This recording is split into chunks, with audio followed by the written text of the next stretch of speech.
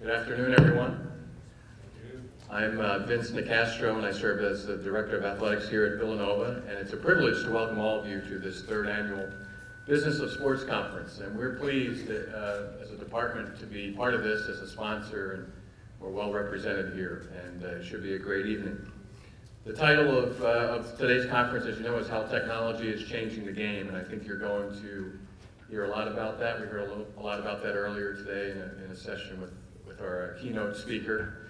But when you look at the list of panelists here, I mean, you're talking about a Hall of Fame lineup in this business. I can assure you of that, and I have the pleasure of knowing a lot of the folks that will be speaking here tonight. But it is a grouping of the best and the brightest in this particular segment of the industry, so you're getting a great opportunity to learn a lot tonight, and I encourage you to do so. This is a great opportunity, particularly for the students here, to not only learn about the business, to pick the brains, as I said, of some of the best and the brightest in this segment of the industry, but also to get to interact with them, pick their brains about their career paths, network a little bit, and hopefully some of you that maybe have some aspirations in this business of sports can get some tips on how to break in and how to move up the chain. So without further ado, I encourage all of you to have a great night tonight, and again, engage the panelists here and make their time as valuable as yours. And I'd like to first call up the Dean of the Villanova School of Business, Jim Danko, who mentioned on the way up here, he said, "Can you mention that I know a lot about sports?" I don't know if he does, but I know he knows a lot about business, so certainly welcome Dean Danko.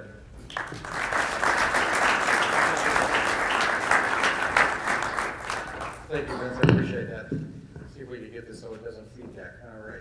Well, welcome, everyone. We appreciate your coming out today, and I certainly want to add my welcome from the School of Business, and want to thank those that have been very involved in organizing this event. We've really had a terrific year, and one of the things we really have worked hard at the School of Business is to connect theory with practice, and this is another in what has been a very positive stream of speakers that have been here on campus and have allowed the opportunity for you to hear from experts in the field. That really is a great way to take some of what you're hearing in our classroom from our great faculty and connect it with some of the practice of management in a whole variety of different industries. And this certainly, as all of you probably recognize, is a huge business nowadays. Vince could certainly attest to that with all the discussions of late about Big East football and things of that nature. So there's clearly an industry that attracts people because in your hearts you're probably sports enthusiasts in one way, shape, or another. But the industry certainly has become very much a big business over the last couple of decades, clearly. So I do want to also recognize and thank our panelists for being part of this event. It's very much appreciated. I know some of you have Villanova roots going back, and we really do appreciate your coming back and spending time with us. My big duty here today is to introduce our main speaker here, Alex Martins. I'll give you a little bit of background on him. He happens to be a 1986 alum of our business school. We're very proud of that. He joined the Orlando Magic in 1989 as Director of Publicity and Media Relations when he was 24, as the youngest PR director in the NBA. Early in his career, Alex was with the Magic for 9 years and served in various senior level management capacities. He rejoined the Magic in 2005 as Chief Operating Officer after a 7-year hiatus in which he served as VP of Sports Ventures with an investment group, a Senior Vice President of Marketing for the NBA's New Orleans Hornets, and before that he was Vice President of Communication for my hometown, Cleveland Browns. So, that's something that we try not to tell too many people about because we're not too proud of our sports teams in Cleveland, but glad to know that we have a Cleveland connection. In June 2010, Alex was appointed president of the Orlando Magic, where he oversees the day-to-day operations of the club. So we're really very fortunate to have someone of Alex's experience over many years since leaving Villanova with us today. And with that, I invite Alex up to the podium. Thank you, Alex.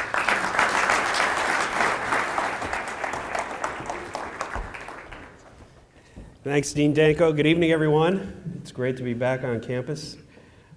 It's been a great day for me personally. I had a chance to tour campus for the first time in about 11 years, I guess, and boy, has it changed. And I had a great opportunity to spend some time this afternoon with some of the business school students as well and talk about the industry of sports and sports business. And I'm happy to be here this evening to share some of my insights for you in the area of technology and how technology has changed the game of sports, particularly over the last 20 years or so. So Dean Danko may have mentioned that I got my start in the sports industry here at Villanova as a work-study student in the Sports Information Office. And I worked in the Sports Information Office for 4 years prior to working some part-time work with the Philadelphia 76ers that ultimately led to my first position with the Orlando Magic. So I thought I'd start out this evening on a little bit of a lighter note, if you'd indulge me with my personal scrapbook, okay? So when I was here in 1985 working in the athletic department, I had the great opportunity of being at the national championship game, working in the athletic department. I actually called the game on the student radio station with my good friend Mike Ozier, another fellow Villanova alum on WKVU at the time. It's not KVU anymore, is it? Is it KVU, WKVU? Maybe there isn't a student radio station anymore, who knows? But I had the great opportunity of calling the game on the student radio station at that game. So I thought I'd bring a couple of other photos from my time here as a student, and some of the pieces of technology that I used during that time. This was my cell phone that I used as a student assistant in the Villanova athletic department. And this was also what I used to copy all of our game notes that we worked on in the Sports Information Office as we reported on all the activities of each of the individual of sports teams. Does anybody know what this is? It's a mimeograph machine. Bob Moore here in the front, the only person that I heard say that it was a mimeograph machine. Now, I don't know if there's any truth to the rumor that that's me working the mimeograph machine in the athletic department, but once again, I mean, here is the way that we actually copied our game notes to the sports reporters during that time 25 years ago, okay? So hopefully you're getting the gist of a little bit of change of technology over the last 25 years. This is actually how I wrote the game notes for the teams that I reported on in the Sports Information Office. For those of you students who may not know, this is a typewriter. We didn't have any well, we were just at the beginning of word processors at the time, but certainly didn't have a whole lot of access to computers. I think we may have had one computer lab over in the engineering school at the time, but certainly didn't have any access to laptops, et cetera, to do any word processing or any of our work during that time as well.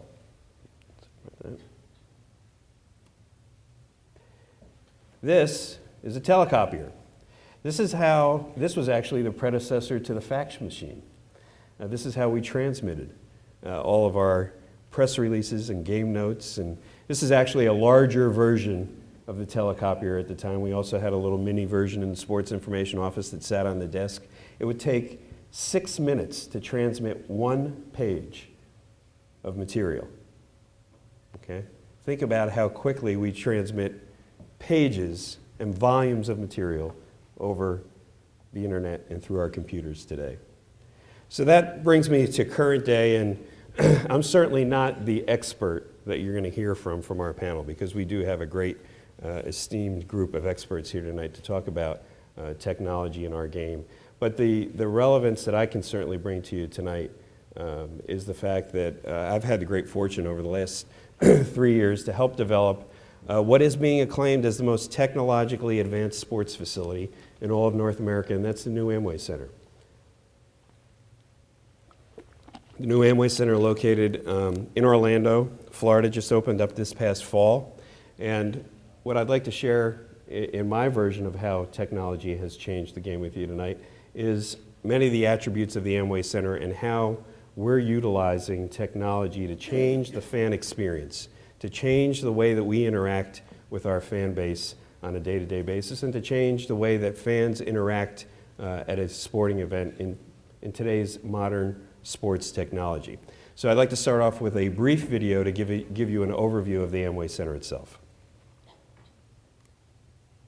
So that gives you a little bit of a feel for the Amway Center. You got a couple of bits and pieces of technology. We're going to go into some of the specifics, but I wanted to focus on a couple of specific areas tonight where areas in our NBA basketball business where technology is changing the game.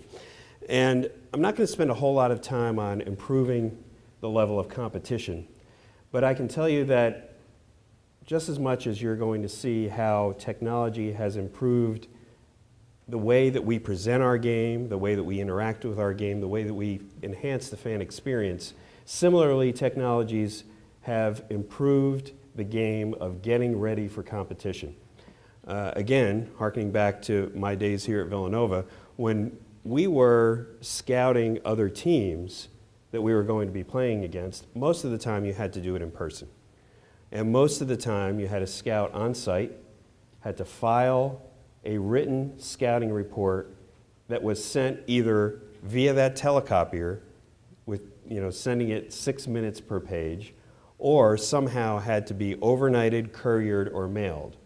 And so thus you can see the ease and the quickness of the transmission of that kind of material was not rapid at all. Today, we have all sorts of technology. Obviously, every one of our teams are hooked up via satellite, via cable, to any one of our games through high definition, through high-speed transmission, and we immediately get cut-down versions of our opponents in preparing for their games. For example, we have part of our scouting staff, while our game is going on, will be back in their video editing room preparing a disc so that as we finish our game this evening and we leave for tomorrow night's game on a back-to-back, our coaching staff has their laptops, has their discs, and they have the scouting report ready for tomorrow night's opponent. Again, the technology has really expedited the manner in which we can scout an opponent and thus prepare for the competition. Similarly, in the preparation of our athletes, technology is playing a huge role in preparing them physically to play on the court. The technology that we now utilize in the weight room, in the training room, utilizes measurements of everything from the body mass and the body fat to the manner in which they are able to weight lift, prepare their speed, etc. So computers, machinery, all of those type of technological advances have helped the athlete prepare for competition in this technological age. What I'm really going to focus on from my perspective is the fan experience and a couple of different categories within the fan experience and how technology has improved sports through the fan experience. And basically we'll focus on revenue generation, the use of analytics and tools that help us through revenue generation, enhancing communication as a fan, and how fans now communicate in different ways at sporting events to each other and with the sporting event itself, enhancing the viewing experience. Talk very briefly about that. I think you're going to hear probably more about that from our panel, but certainly the viewing experience as a sports fan has been dramatically improved by technology. And then finally, the fan experience overall. So in the area of revenue generation, as a professional sports team, obviously we're competing on the court to win an NBA championship every year in our specific business, but also, we're a business. And as Dean Danko said, sports, in particular professional sports, has become a big business, particularly because of the fact that you have to generate the revenue to offset the large salaries that our players are commanding as entertainers, as professional athletes. And in order to generate those large sums of revenue, we have to be smart about how we generate them. And today, through the use of technology, we use analytics in a very significant way to help improve our revenue, particularly through ticket sales.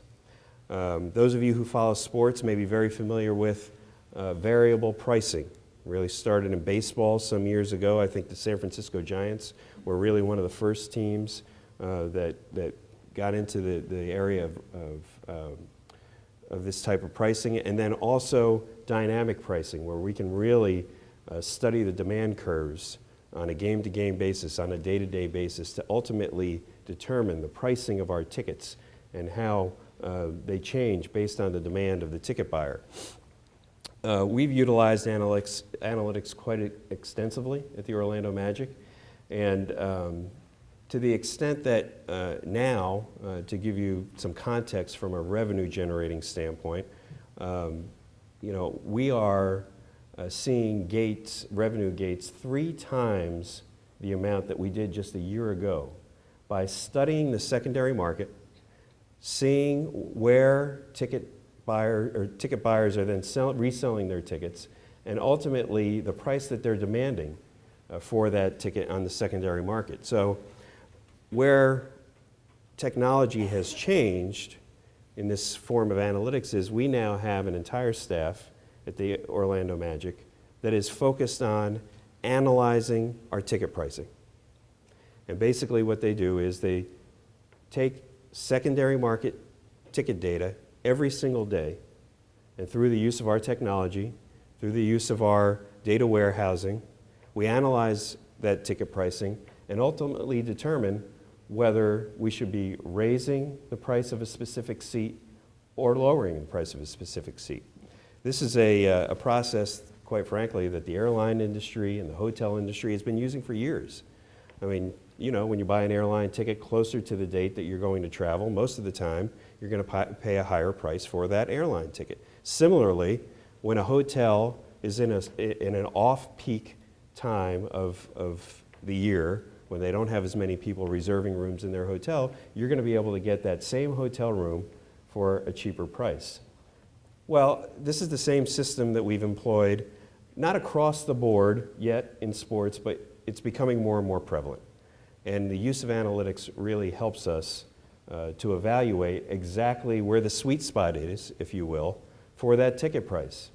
So now, the way our system works at the Orlando Magic, when our season ticket holders get their tickets at the beginning of the season, their $50 season ticket, so to speak, doesn't say $50 for every game during the season. For a slower game, maybe a Monday night game against a lesser opponent. Steve, I won't name any opponents so that we keep everyone equal in the NBA. But for a lesser opponent on a Monday evening, a lesser demand game, that season ticket holder's ticket price on his ticket may say $25. But for a better opponent, maybe the Heat or the Lakers, on a Sunday afternoon, that same ticket price may say $100 or $125 on it. And that's just the baseline, okay? Because now you start the process of the season ticket holder, when they put their ticket on the secondary market then determines what the true value of that ticket is, right? And we receive that data on a daily basis, and our analytics team, through the use of our various analytics software and our data warehousing that we utilize, watches that secondary market on a daily basis. And then ultimately, at the very beginning of the season, we determine how we're going to price each of those individual games. So when our tickets go on sale at the beginning of the season, that Monday night game for the individual ticket buyer is going to be less in ticket price than the Sunday game against the greater opponent.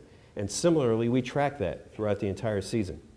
And as we attempt to move those tickets, and the ultimate goal is to maximize the revenue while moving every single one of your tickets on a night-to-night basis, as those tickets continue to move and ebb and flow during the course of the season, we also track those demand curves on a daily basis and ultimately change ticket pricing on a dynamic basis throughout the entire season. This is where technology and analytics has really changed the game of revenue generation. This is a process that a dozen years ago that didn't exist, and certainly 7 or 8 years ago, only a handful of teams were employing. But I think you're seeing it to be more and more prevalent, certainly in the NBA, certainly in baseball, and I think you're going to see this to become commonplace throughout sports as we move forward. There are a number of tools that we use in ticket selling and in ticket generation from a technology standpoint that help us increase that level of revenue generation as well. Here you see a barcode scanner that is now utilized as you enter to most sporting events. Again, you think about how technology has changed. A dozen years ago, when you entered a sporting event, for the most part, somebody tore your ticket and you came through a turnstile, right? Today, the barcode reading system is pretty much prevalent throughout all of professional sports, and quite frankly may even be obsolete a few years from now as technology continues to change the game of ticketing. But just a couple of technological advances that barcode reading has allowed us to do within sports. Now your ticket can become much more than just the entry to the game. A term that's become commonplace in the industry now and that many teams are utilizing as a revenue enhancement as well is a loaded ticket. So you can utilize this very unique barcode to load much more than just the access into the building on that barcode. You can load in access into a parking garage, provided that you have these barcode reading scanners at the parking garage. You can load concessions dollars onto that barcode. You can load retail dollars onto that barcode. So literally, that ticket, that barcode can be your key to the world, if you will. For those of you who have been to Walt Disney World, you don't pull out cash everywhere you go at Walt Disney World. You don't pull out your credit card really whenever you go anywhere at Walt Disney World. You use your key to the world, right? Which is your scanned room key that you can utilize really in every part of the Walt Disney World complex, to utilize as cash, to utilize as entry, etc. This is what the barcode has done to sports. And similarly, you can literally go to the game with your ticket and buy your food and beverage, buy your retail, gain entry into the parking garage, again, without having to pull any cash out of your pocket. This is changing. And again, I think there's several technologies that are out there that are advancing even further. But similarly, we're seeing a transition from a ticketing perspective to a ticketless system. And there are a few teams that are now utilizing this system. There's a few systems out there on the market. Without getting into any specific brand names, basically the process is you can gain entry into a game simply with your driver's license or your credit card, provided that that information has been preloaded online onto a ticket data system. And basically you have a ticketless, paperless ticket system. And as you get to the door of the facility, they scan your license or they scan your credit card, and a location reader will spit out of a little printer, and that will tell you where your seat location is. But again, you've got the elimination of a hard paper ticket. And that's where some of the systems have advanced technologically in our business as well. Similarly, what this type of technology allows us to do, as a sports franchise, is to collect data. And quite frankly, the ability to collect data enhances our ability to continue to generate more revenue, to know more about our fans, about their likes, their dislikes, etc., so that as we try to enhance the experience for them, as we try to offer things in a building that are more important, more likable to our fans, we have that data collected. So these technological systems, as you go to a concession stand, as you go to the retail store, as you go to the parking garage, allow us to continue collecting that data in our data warehouse, and we can enhance the experience for our fans as well. This is another new piece of technology in the Amway Center that enhances the fan experience and also provides for some additional revenue generation as well. This is a touch screen monitor that we have in our loge boxes. It's one of our premium products at the new Amway Center. They're 4-seat, 6-seat mini boxes. They're really sports equivalent to the opera box from the Performing Arts Center world. These are in those boxes.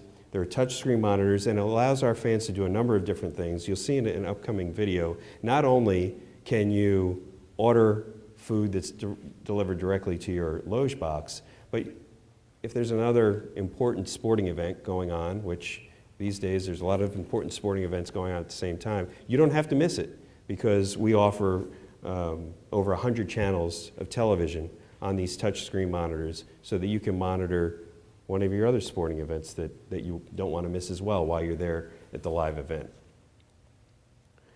Another thing that you're going to see in an upcoming video is really the new technology that's tied to menu boards at concession stands. I talked a little bit about at the outset that some have acclaimed the Amway Center as the most technologically advanced sports facility in North America. Part of that technology is a IPTV digital signage network that I'll also show you some video about, but it includes digital menu boards.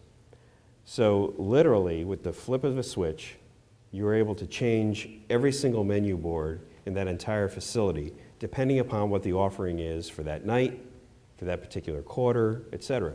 So play this through with me a little bit.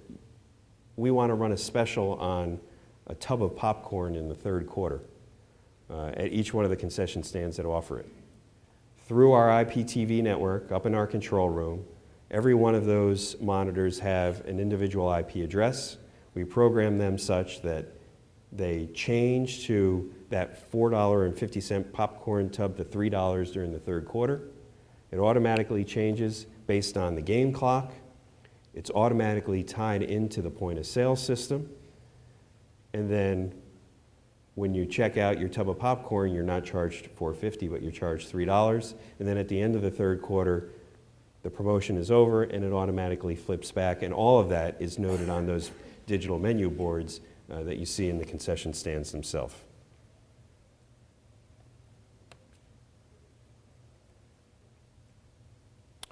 Okay, so I'm going to run you through, bear with me here a second. I'm going to run you through another video that shows you some of these technologies in action at the Amway Center. If I can find it here. And we're going to start with this concept of interior signage. I'm going to stop this along the way a little bit so that you can get a sense for these new technologies, particularly the digital signage network.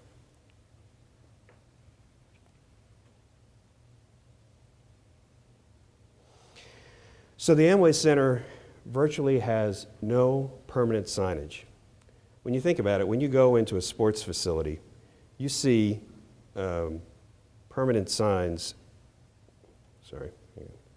you see permanent signs throughout. You see the big Budweiser sign, you see the big Pepsi sign. And in the Amway Center, we, again, have virtually no permanent signage. All of it is digital, 1,100 digital monitors that are individually programmed throughout the entire facility. Okay? What this allows us to do is a number of different things. For our corporate partner, it gives us the ability to demographically carve our building up based on section and the demographics that each one of our sections may have within them. So, for example, our soft drink partner, Pepsi, at the same single moment in time on our premium levels may be promoting Aquafina water, where on the main concourses of the building at that same moment in time will be promoting Pepsi or Diet Pepsi. This is what this digital signage system allows you to do. Prior to having this type of technology in place, all you could have is a static sign, and you had to choose Pepsi or Diet Pepsi or Aquafina, and that sign stayed up there probably for the entire season, or depending upon contractual relationships, would stay up there for multiple seasons, okay? So not only does it give you the ability to consistently change your message, but it also gives the marketer, the advertiser, the ability to directly hit their target. Because studies have shown that sports fans who like a specific product are more apt to use it more often outside of the sports facility than those fans that don't. So hitting those sports fans right on the target of their specific demographic through this digital signage is, again, something that technology has enhanced the game. What this technology also allows us to do is to change the context of the building, the sports facility, on a night-to-night basis. So tonight, if we have a Magic game, you may have certain advertisers, Pepsi, Budweiser, Geico, some others, promoted throughout the entire building on this digital signage network. And tomorrow night, you have another event. It may be a concert. It may be Predators Arena League football.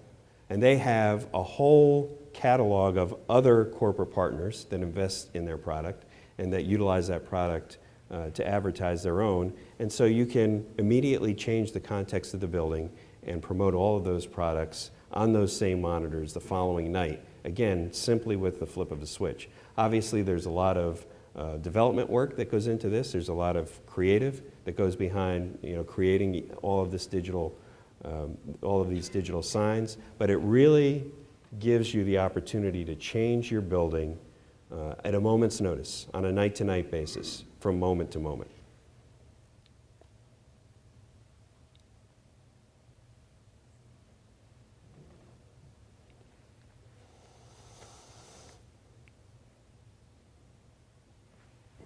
Here is another closer look at some of these concession monitors, the digital video menu boards.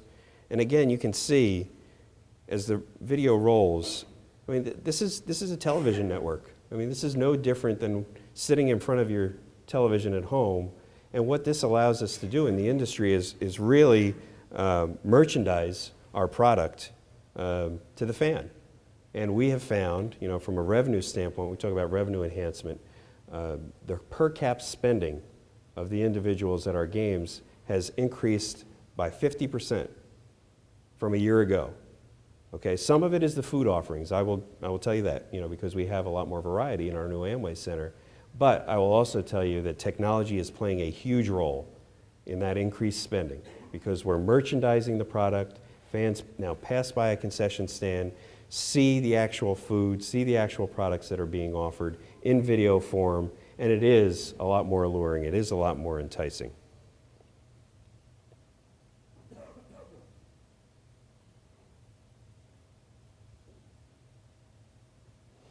Some of the other elements that, this video sign, here's the example of the touch screens as well in the loge boxes. This interior signage also allows you to really deliver a message in many different ways to your fan base. One of them that we can deliver to our sponsors is what we call a moment of exclusivity. Now, technology had advanced a couple of years ago to the point where, as you look at your center hung scoreboard and the video LED rings in the building, you could provide your sponsor a moment of exclusivity only in the bowl itself. Well, what this digital signage network allows us to do is to provide the moment of exclusivity throughout the entire building. So you can put it on the individual monitors in suites, the individual monitors in clubs, on the concourses, etc. So it truly is an individual moment of exclusivity for that specific partner that transcends the entire building, not just the bowl itself.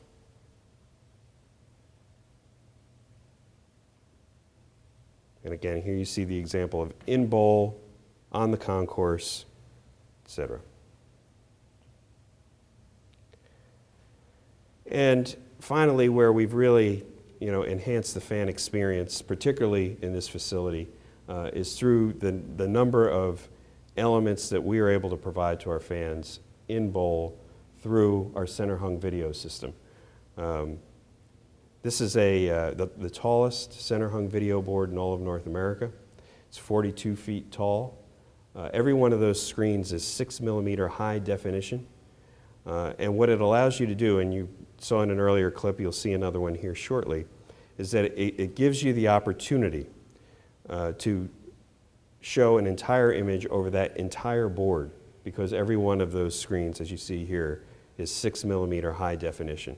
It's really enhanced the fan experience in bowl, and it's really changed the show, the entertainment portion of our events, not just for Magic Games, particularly for Magic Games, but for any event that's held there in the Amway Center.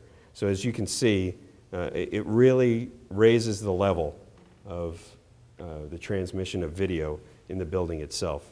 You know, I think for a long time people have said that the advent of HD and now 3D TV may take people out of the arena or out of the stadium, you know, because the experience is so unique and so good at home. When we can bring that kind of technology into our buildings, now you have the best of both worlds. I mean, you can see that big screen, you can see that high definition quality video right there in arena while you're still at the live event. So hopefully technology is allowing us to transfer that thinking back into the arena so that people can get that same experience from a video standpoint in the arena as they do at home.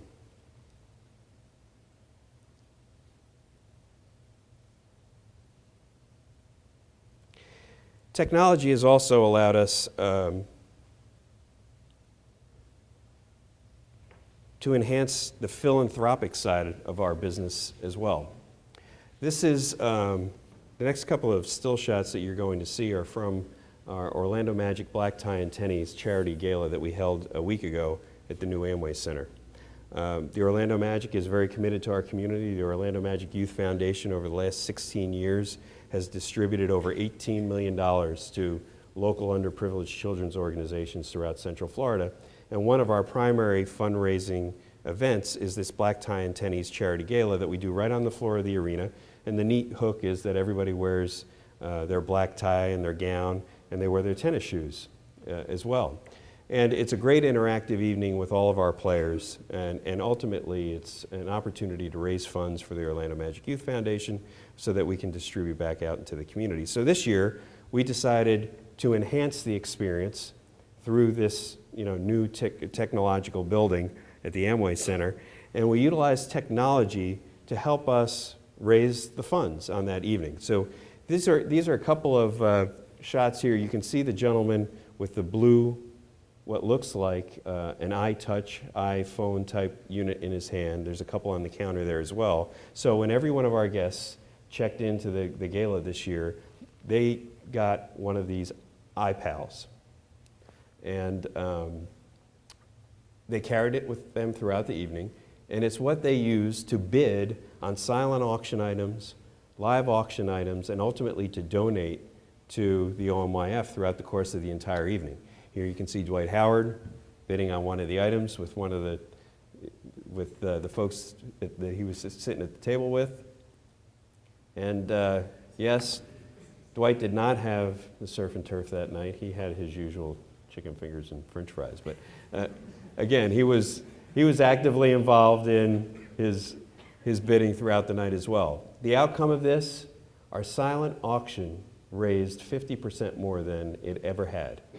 Okay? Because again, the ease of having that technology in your hand, you didn't have to go back to the silent auction room and look at the silent auction sheet and see if somebody outbid you and keep going back and forth, and just the ease helped us to raise 50% more from the silent auction alone. Technology enhancing even the community relations side of our sports business. Okay, I'm going to quickly go through my last couple of points here because I do want to save our last few minutes for questions, because I think we've offered you the opportunity to ask some questions before we bring our panel up.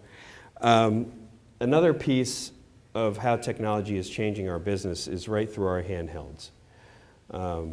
It is amazing what we can do now with our handhelds relative to sport. When I'm on the road now, I take my iPad with me, and through my NBA subscription, I can watch any NBA game tonight while I'm here on my iPad, which is a level of technology that didn't exist just a couple of years ago, right? I mean, even the opportunity to watch out-of-market NBA games through NBA League Pass didn't exist 6 or 8 years ago. So technology is really changing the way and enhancing the way we view the sporting event as well. And what we're finding, and I'm sure what a lot of you, interact with and have experienced already as well, is that now the live experience includes the handheld. And you can see right here, I mean, the action is going out on the floor, and this gentleman is doing one of a number of things. He's either texting someone about his experience at the Magic game. He may be taking a photo and sending it to someone, telling them that he was sitting in the front row, look where I'm sitting tonight. He may be watching a video clip. And this technology is going to allow us to really do more and more as we move forward. I don't want to steal any of Steve's thunder, but I know Steve has said to me, he said, Alex, in another year or two, we're going to have special video angles, where we'll feed to those subscribers, that opt in to our handheld program, where they'll see the Stan Van Gundy cam, or they'll see the Dwight Howard cam live at that sporting event while they're there in arena. And so, these technology has really enhanced the viewing experience even when you're there live, not just when you're not in arena, not in stadium, but even when you're there live. Now, the interesting challenge that we have as an industry and that we're facing and talking about now on a daily basis is the bandwidth or lack thereof that our buildings have today to be able to carry all of this material, whether it's photos or video or even texting. With all due respect to our good friends at Madison Square Garden, I could not get an email out on my BlackBerry last night, okay? And this is not, just an issue at the Garden. I mean, I went to Dallas Cowboys Stadium for the NBA All-Star game last year, and we had challenges there, because that building was not fully equipped with the bandwidth to be able to accommodate all of us that are now on handhelds. I mean, they've all become a part of our lives. All of our smartphones have become a part of our lives, and we're using them at arenas and stadiums all across the country. And the technology has advanced so quickly that all of our sports facilities are not ready, to take on this kind of technology in the current day, and we have to quickly get up to speed. In building the Amway Center, we took all of that into account. We have a great partner in Harris Corporation. A lot of you know them as a defense contractor for the most part, but Harris Corporation also does quite a bit of work in the broadcast technology space, and they're our technology partner at the Amway Center, and we've built out the Amway Center for the future. So hopefully when you come to the Amway Center, you're able to view video on your iPhone, and you're able to transmit your emails via your BlackBerry with no problem. But we've also created it for the next generation. And we're not quite there yet, but certainly we're going to be within a year or two, and some buildings are already getting there currently. I mean, you're literally going to be able to take your iPhone, order a hot dog and a soda, put in your seat location, you have a preset account, and somebody's going to bring that to your seat. Or similarly, you can order it and go to a fast pass lane at the concession stand. Order a personalized jersey from the retail store and pick it up on the way out of the building. I mean, this is how technology has really changed the experience at sporting events. And now it's to the point where it's put it right in the palm of our hand. And this kind of technology is just going to enhance the experience more and more and change our business more and more into the future. I'm not going to touch much on the viewing experience. I'm going to rely on the fact that my colleague is going to do that, but suffice it to say, all of us know about HD now, I think. And by the way, 5-6 years ago, everybody said there's no way everybody's going to be buying HD TVs, right? I mean, especially at the price that they were at. But I certainly heard from all kinds of sports fans, it's just a fad. Only a few people are going to have them. Well, guess what? All of sports is now in HD, and sports is the best application of HD that there is, period. Okay? So it's become a part of our lives as sports fans and as sports operators. But guess what? Here comes 3D. And everybody has been saying the same thing. Oh, it's just going to be a fad. Oh, there's no way that we're going to be sitting at home with glasses on watching a sporting event or a movie. Well, again, not to get into too much detail, but 3 or 4 years from now, we'll be in the next generation of 3D. And we won't need glasses, right? And it will become a part of our lives. We had the great fortune of having a couple of games done in 3D by ESPN in our building this year already. Again, our building gives them the ability to transmit a lot easier, I think, in that kind of format.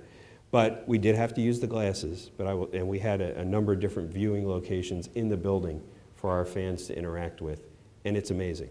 It brings the experience to a whole new level. I know most of you students are probably gamers, or a good portion of you are gamers. It almost has transferred the experience. Before video games were trying to emulate the real experience, right? 3D almost emulates the video game experience because the video game experience is so good now. I mean, it's really right there in front of your face, and it feels like it's popping out at you. And that's just a couple of examples of how the viewing experience is being enhanced as well. I figured I'd finish with this one. You just saw the video of our great new scoreboard at the Amway Center. Well, this is the scoreboard that I first interacted with in the industry when I was an intern at the old Spectrum. And I think technology has changed quite a bit, certainly when you talk about the fan experience today versus 25 years ago. So I appreciate you indulging me for a few moments on how technology has enhanced our experience at the Orlando Magic, and in particular at the Amway Center. And at this point, for the next couple of minutes, I'd be happy to answer any of your questions. In general, certainly doesn't have to be just focused on technology, but we'll be happy to answer any of your questions. Just, I guess, step right up to a microphone. Don't be shy.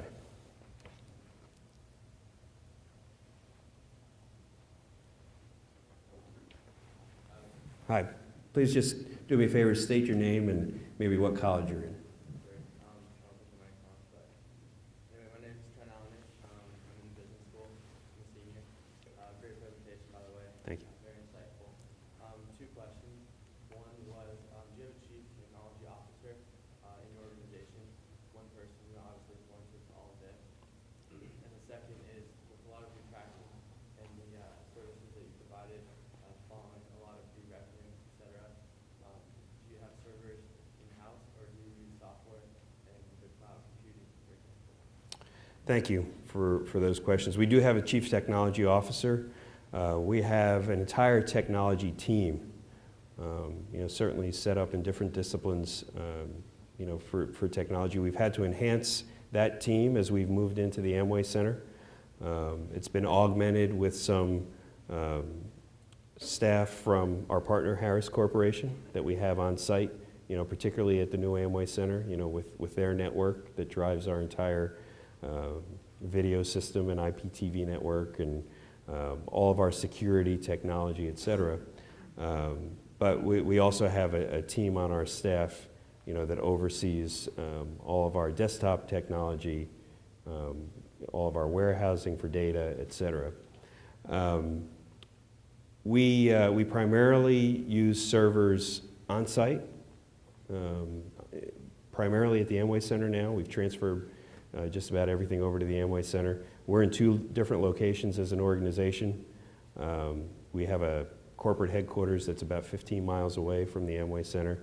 So we transmit via fiber, quite a bit between the 2 locations. And then I guess, really, we do have some off-site servers, right, Steve, that are housed at the MBA, that house all of our video and our digitized video for us. You may or may not know that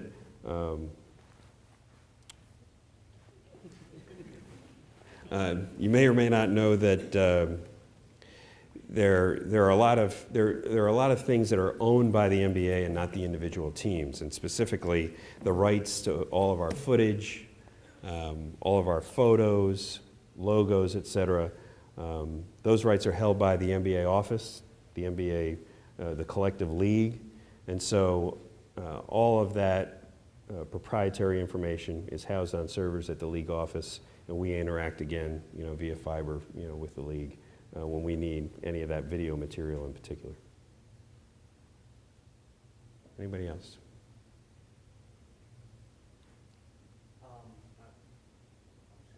Go ahead. I know that like Dwight Howard and Stan Van Gundy have popular like Twitters, I guess. Do you promote them, like doing that sort of stuff, or do you sort of do you not like it? The question is, a lot of players are utilizing Twitter these days. Stan Van Gundy was also mentioned. I didn't get a chance to mention, how Twitter has changed our game.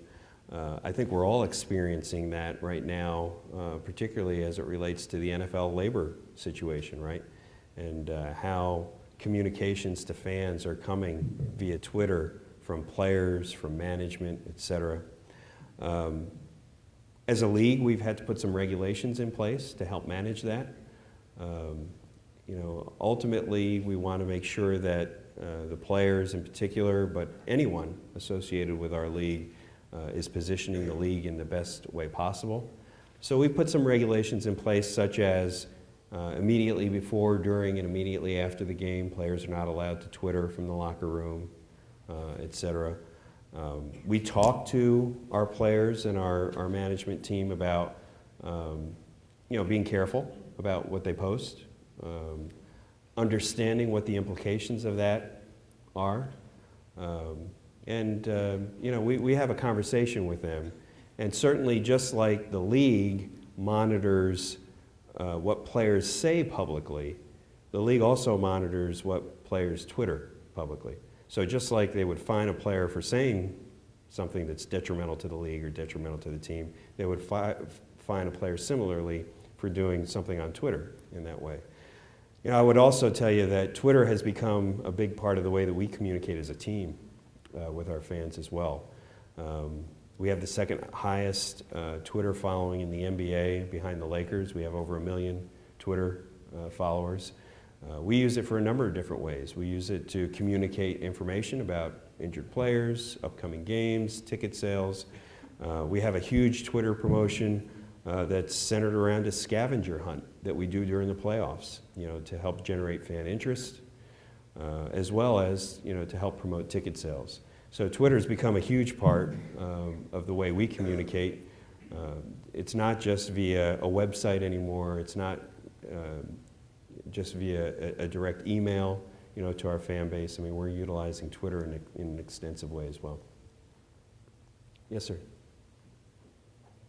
Yes, hello. I'm Chris Herring. I'm a management major and also a color commentator for Villanova Radio Sports here on campus. So, yes, there's student radio, of course. But it's not WKVU anymore, right? WXV. WXVU. Okay. Yes. You elaborated a little bit about your marketing strategy and your business strategy for your organization, and you touched upon it briefly, social networking. I was wondering about the importance of, I was wondering a bit about the importance of receiving feedback from the fans in determining and assessing the results of all the marketing efforts and making adjustments in regards to future games and what programs should be continued or what promotions should be launched or dropped. Fan feedback is a huge part of how we develop our programming. We put a high emphasis on getting fan feedback. We do intercepts at every one of our games on our concourses and different areas throughout the building. Again, utilizing technology. We have a handheld, touch screen unit, a couple of quick questions. It may be about game entertainment. It may be about the food offerings. It may be about the value of your ticket. We do that in different categories throughout the year, assess ourselves on a regular basis, typically at least once a month, and ultimately determine, whether a specific halftime act may be brought back or whether we need to add a different topping to a hot dog. We utilize that quite a bit. We utilize it online as well. More often than not, we do that on an annual basis. It's sort of a year-end, survey of our fan base to check in on all the elements of our organization. But we utilize fan back a lot. We even utilize Twitter, on occasion to, Twitter us back on what you think about X, to get a quick note back. It really helps us to shape the program because ultimately, we're going to be most successful if we're delivering a product that our fan base is most engaged with, really appreciates more. And the way to do that is to get feedback from them. Anybody else?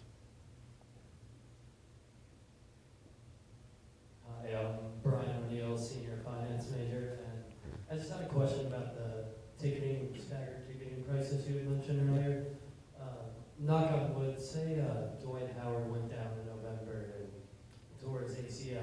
Does that have an effect? Is that Boy, that's a terrible, terrible thought. I can't even collect my thoughts here on this one. Go ahead. So my point is, say you go into the season thinking you're a 50, 60 win team, and you Right. set prices based on that. Right. Knowing you have him for the whole season, he goes down, he's the focal point of your team, and expectations are dropped to Right. 35, 40 wins. How do you? Boy, you're approach not giving that? my other guys much credit, are you? I'm sorry, go ahead. How do you approach that from a ticketing standpoint? Do you have a contingency plan? Do you have a backup plan? Are the ticket prices set in place once the season begins, or can you somewhat? That's the beauty of dynamic pricing. I mean, just like you can change pricing based on the market upward, you can change pricing based on the market downward. And we do that. We did that this year. We did it for just a few weeks ago, the Denver game, after Carmelo Anthony got traded. Okay, was a high demand game, obviously higher demand game with Carmelo before. We got closer to game day, and those tickets weren't moving as swiftly as we would have liked. So in certain categories, we lowered those ticket prices. Okay, not across the board, where there was less demand. And so you may have bought a single game ticket when Carmelo was on the team at $40, but got there on the day of the game and paid $35 for the seat right next to that one. So that is the beauty of dynamic ticket pricing. You know, similar to raising ticket prices when things are going well, you can also lower ticket prices when things may not be going as well as you would expect.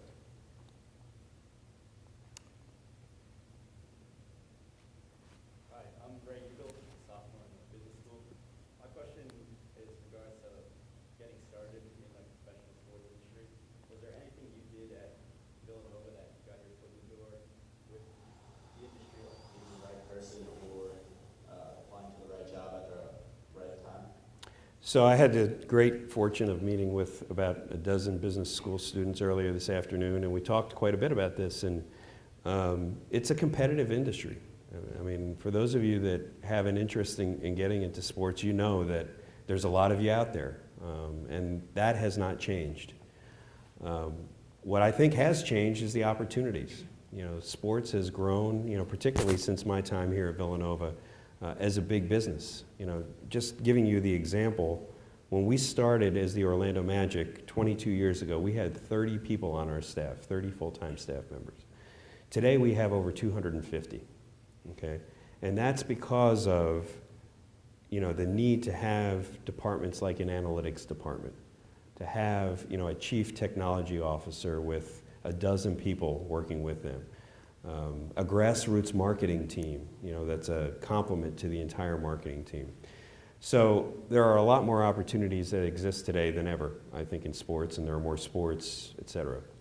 But I think that most of us that do hiring in the business obviously want to see experience, okay? So if you're just getting started out, I think the simple advice is, you should find an internship somewhere along the line, in some related sports industry, to show that you have hands-on experience as you go for that first entry-level position.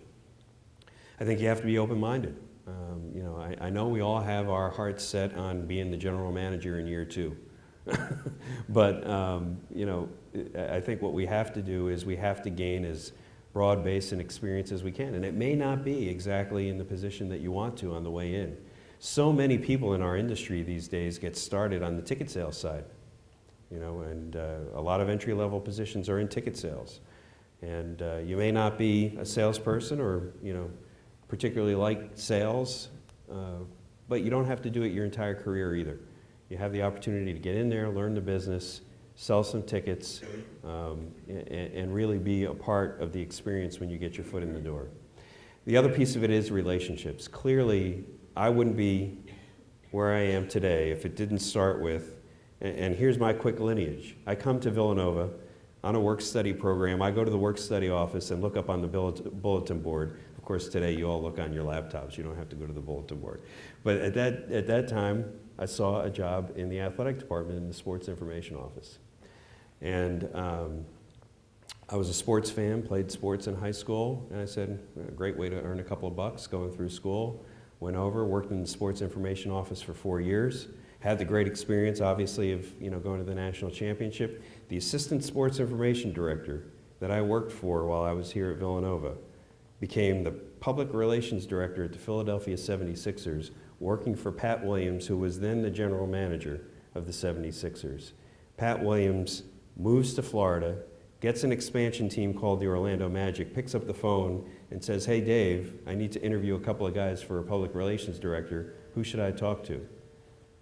Worked hard for Dave for 4 years here at Villanova, and I was on his list.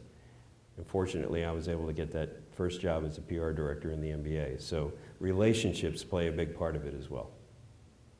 But it's been a pleasure being back on campus, and we look forward to seeing you again sometime soon. Thank you.